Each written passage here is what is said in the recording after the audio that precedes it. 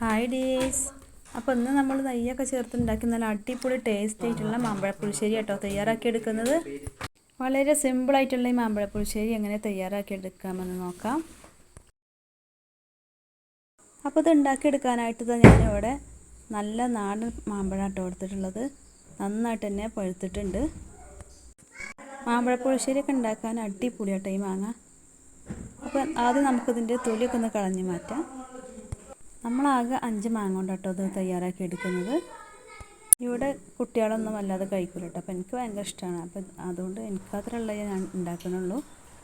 അപ്പോൾ അത്യാവശ്യം സൈസിലുള്ള 2 ശർക്കര കേട്ടോ ഇതിലേക്ക് എടുത്തിട്ടുള്ളത്. അപ്പോൾ ഇതിലോട്ട് 2 ശർക്കര മതിയാവും. എന്നിട്ട് നമ്മളൊരു 1/4 കപ്പ് വെള്ളം ഒഴിച്ചിട്ട് നന്നായിട്ട് നമുക്കിതൊന്ന് ഉരുക്കിയെടുക്കാം.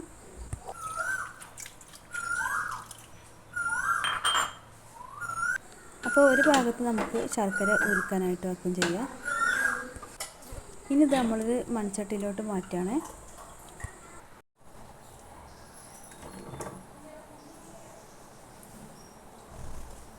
ഇനി ഇതിലോട്ടൊരു 1/4 കപ്പ് വെള്ളം വെച്ചിട്ട് നമുക്ക് വേവിച്ചെടുക്കാം.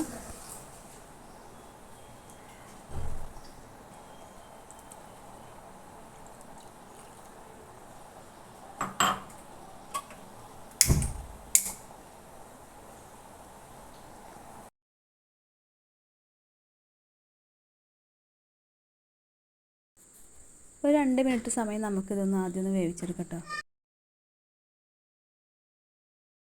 അപ്പോൾ അത് ചെറുതായിട്ട് മാങ്ങ വേവായിട്ടുണ്ട്. ഇനി നമുക്കിത് നന്നായിട്ടൊന്ന് ഇളക്കി കൊടുക്കാം. എന്നിട്ട് നമ്മൾ ഉരുക്കിയെടുത്ത ശർക്കര ഉണ്ടല്ലോ അത് ഇതിലോട്ട് ഒഴിച്ചെടുക്കാം. ഒഴിച്ചു കൊടുത്തതിന് ശേഷം നമുക്ക് വീണ്ടും മൂടി വെച്ചിട്ട് വേവിച്ചെടുക്കാം. ഇനി നമുക്കിതിലോട്ട് ഒരു അരപ്പൊക്കെ തയ്യാറാക്കി എടുക്കാണ്ട്. അതിനായിട്ട് ഒരു 1/2 കപ്പ് തേങ്ങ കേട്ടോ ഞാൻ എടുത്തിട്ടുള്ളത്. പിന്നെ ഒരു 1/4 കപ്പ് തൈരും കൂടെ ഒഴിച്ച് കൊടുത്തിട്ടുണ്ട്. ഇനി ഒരു 1/4 ടീസ്പൂണ് മഞ്ഞൾപ്പൊടി ചേർത്ത് കൊടുക്കാം.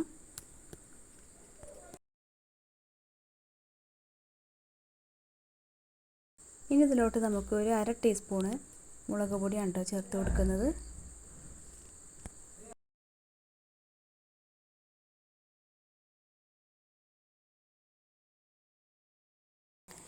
പിന്നെ ഇതിലോട്ട് നമ്മൾ വെള്ളം ഒഴിച്ച് കൊടുക്കണില്ല കേട്ടോ.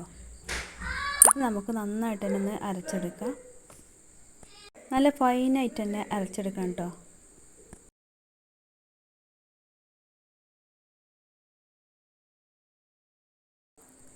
അപ്പോൾ നമുക്കൊന്ന് തുറന്ന് നോക്കാം. അപ്പോൾ കണ്ടിട്ട് നമ്മൾ ഒഴിച്ചു കൊടുത്ത ശർക്കരയൊക്കെ അതിൽ നന്നായിട്ട് തന്നെ പിടിച്ചിട്ടുണ്ട് കേട്ടോ. ശർക്കരയൊക്കെ നന്നായിട്ട് തന്നെ കുറുകി വന്നിട്ടുണ്ട്. ഇനി നമുക്കിതിലോട്ട് 1 സ്പൂൺ നെയ്യ് ഒഴിച്ചു കൊടുക്കാം.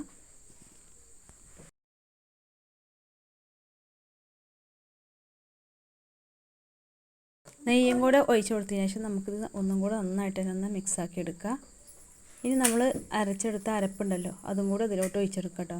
അപ്പോൾ ലോ ഫ്ലെയിമിലാക്കിയിട്ട് വേണം നമ്മൾ ഇതിലോട്ട് ഒഴിച്ചു കൊടുക്കാൻ. അപ്പോൾ നല്ല തിക്കായിട്ടാണ് കേട്ടോ നമുക്ക് വേണ്ടത്.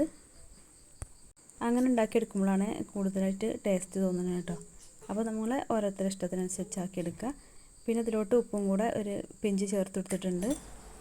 മധുരമിട്ട് ഉണ്ടാക്കുന്നതുകൊണ്ട് തന്നെ ഒരുപാട് ഉപ്പിൻ്റെ ആവശ്യമൊന്നുമില്ല. ഇനി നമുക്കിതൊന്ന് വറവിടണം കേട്ടോ. അപ്പോൾ അതിനായിട്ട് ഇതൊരു പാൻ ചൂടാക്കാനായിട്ട് വെച്ചിട്ടുണ്ട്. ഇനി ഇത് വറവിടാൻ വേണ്ടിയിട്ട് നമ്മൾ നെയ്യാട്ടോ ഒഴിച്ച് കൊടുക്കുന്നത്. നെയ്യിൽ തന്നെ ഉണ്ടാക്കിയെടുക്കണം. അപ്പോൾ നെയ്യ് നന്നായിട്ട് തന്നെ ചൂടായി വന്നതിന് ശേഷം നമുക്കിതിലോട്ട് കടുക് ഇട്ട് ഉലുവ ഇട്ട് കൊടുക്കാം.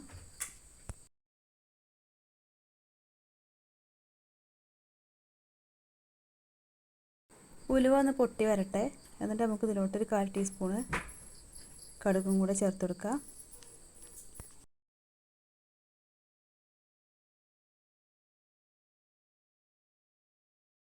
കടുകൊന്ന് പൊട്ടി വന്നു കഴിഞ്ഞാൽ നമുക്ക് ഇതിലോട്ട് 2 വറ്റൽമുളകും കുറച്ച് കറിവേപ്പിലയും കൂടെ ഇട്ട് കൊടുക്കട്ടോ.